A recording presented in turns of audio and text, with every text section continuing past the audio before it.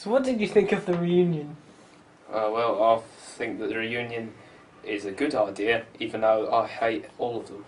But, you know, I mean, I can get by. I play the drums, that's my job. I can't really say, oh yeah, I'll just not reunion with this band that I played with and made lots of money off, because I don't want to. So yeah, the reunion, how do you think it's going? Yeah, the reunion's going pretty well. We've we've had a couple of gigs, a couple of people interested.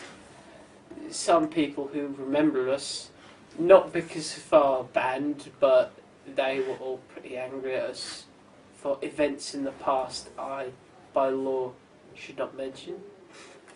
So have you had any interesting times with the band? Well, see, the thing about the band is that we always tried to push the boundaries, you know. Like, there was this one time that we wanted to really, really push it. And we got the drummer, who we knew was a massive drug addict. And we all had good times with him. And we went into a little corner shop and we bought 78,000 packets of Rizzler skins.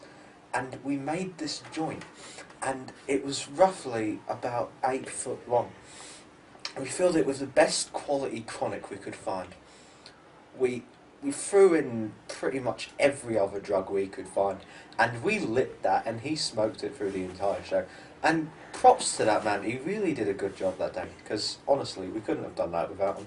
We would have literally just started seeing spaceships with pandas on them, and we'd start trying to shoot those pandas, and that would not go down well with the crowd.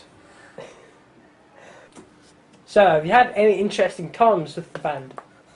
Actually, thinking about it, right, there was one time with Steve, right, I was just sitting backstage, yeah, and he was like, you know, he was a bit messed. I was like completely messed, and then he was like, came in with nothing on him but like this one little square of gaffer tape over his crotch, and I was like, what are you doing, man? I don't need this at this point in time. And then he like ripped it off, and then there was like a squirrel's head there, like, you know, like a stuffed squirrel's head. And he still hasn't told me to this day if that squirrel head was real, or if there even was one. He's very secretive over this sort of stuff. Well, there was this one time, the bass player is now not allowed to be in the office building that I work at. Ever since there was another instance, I was going to the lift, and it came up, and he was just in there trying to do a gig that wasn't scheduled, you know, and that was just a mess. So what's your favourite song by the band? Favourite song? Oh, that's a tricky one. That's a tricky one. That's a tricky. I'd probably have to say Piss Shit Wasted, because that describes me, you know. It just describes what I do and what I am inside as well as outside, you know. So, what is your favourite song by the band? Well, see, that's a difficult question to answer, because the thing about the songs is they're all lovely guys, and I like them a lot, and they're all really amazing, but I fucking hate them.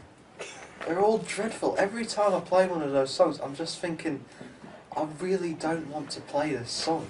I want to be playing like popular songs, like something by Pearl Jam, but it's just, I can't, because this is our music, you know. And that's the thing, even though I hate its guts, I still play it because it's my stuff, it's my music, and it's the message that I'm getting across that makes it important. So what do you think of the bass player? Bass player, yeah, he's alright, I suppose. I mean, yeah, he's shit at bass and he's a bastard, but I suppose in the long run we get on alright.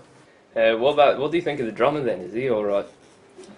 Yeah, the drummer, he's a fan of those herbal cigarettes, if you know Tom's. He's they're natural, so, you know, must be alright. But, you know, he's at some of them, and sometimes it's not the best. He's a bit out of it sometimes. So what do you think about the manager? The manager? Hang on, you need to be a bit more specific here. Which manager are you actually talking about? The one from New Zealand. Oh, bloody wanker. Honestly, the amount of times that our good gigs have been ruined by that man. We had a guy from Sony RCA who wanted to sign us, and he came in, and then the New Zealand guy said no. He just he didn't. The guy didn't from us from Sony didn't even get to say anything. He literally just kicked him right out the door. And honestly, I cannot see a good reason why he's still managing us. Torres, he's quite shy. Like whenever we're trying to get him with an interview, we tried to get him for an interview, and he said, "No, I can't handle that pressure. I don't know what's going on, and I'm terrified of that." So what do you think about the guitarist, Eli? Guitarist, yeah. I mean, I think he can play. He's better than the bass player. At least he can play, but he needs to write better songs, because I put forward this song.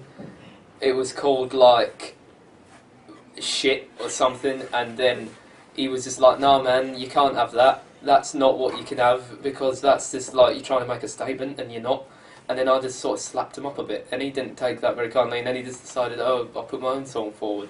I wasn't happy. What do you think about the guitarist? The guitarist, well, see, the thing about the guitarist is that, yes, he's a lovely guy. And yes, the songs he writes are absolutely bloody amazing. But the thing is, I just fucking hate that wanker.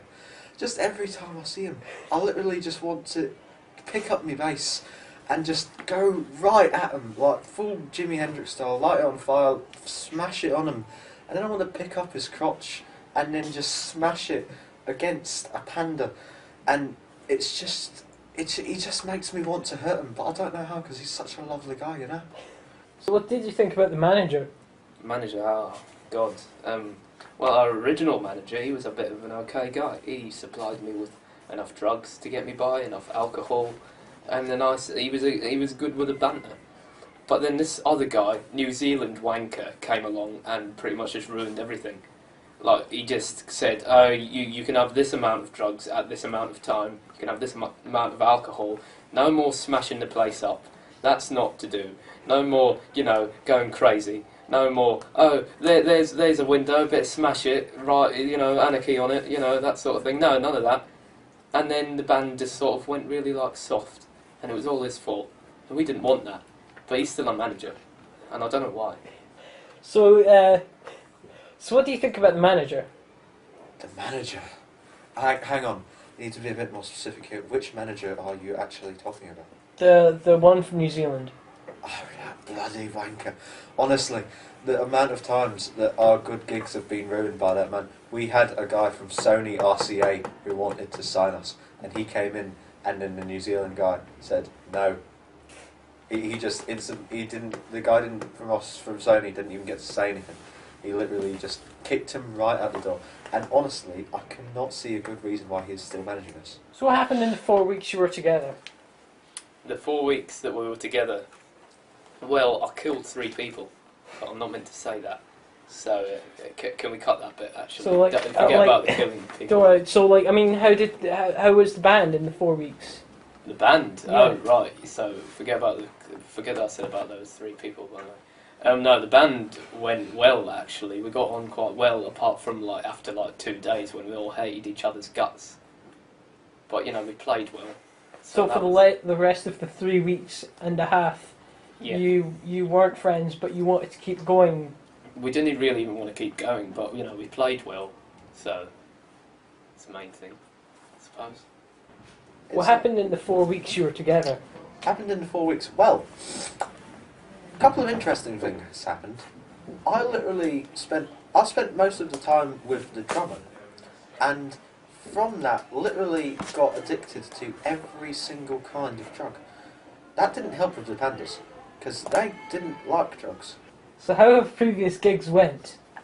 Previous gigs, all of our gigs, always. Well, there was 3 and, well, we've only got 3 gigs written down. So what were they 3. like? Well, the 3 that we have done recently are good.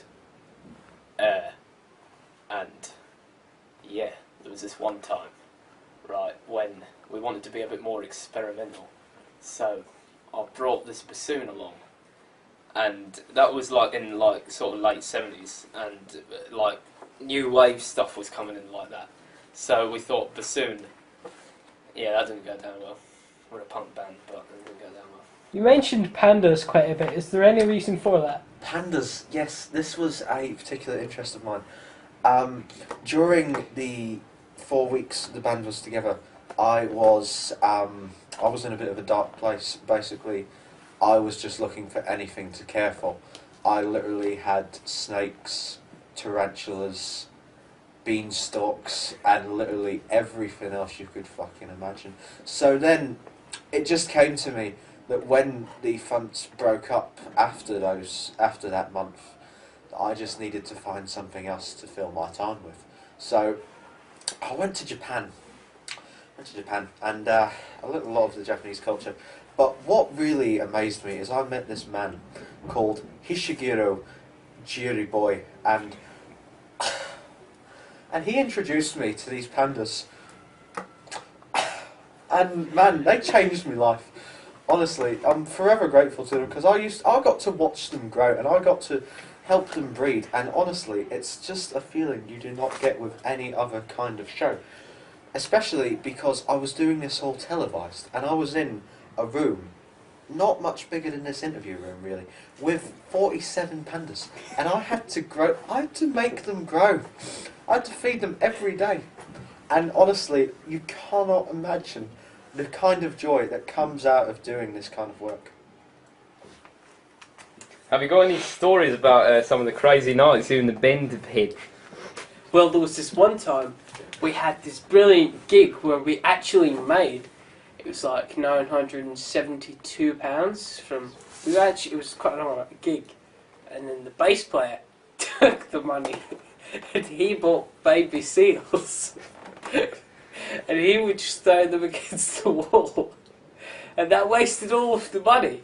I mean, I've still got a little bit. I've still got like this is the band funding we've got at least £7, possibly £8. You know, so. What do you think about the drummer's drug addiction? I wouldn't really call it an addiction as such. It's really more of a hobby by this point. Like, I've been to his house and some of the things he has are just incredible, really. Like, he's got this bong, which is actually a composite bong made out of 47 different bongs. I had the privilege of smoking from this, and it was simply one of the most amazing experiences you can imagine. He also has this crack pipe, literally made out of someone's skull. Now, he always tells me that this is someone he killed in the 70s, but I can't really believe him when he says that. He says he killed 3 people. I don't believe him when he says that. But I have to be honest, the crack pipe skull does look particularly realistic.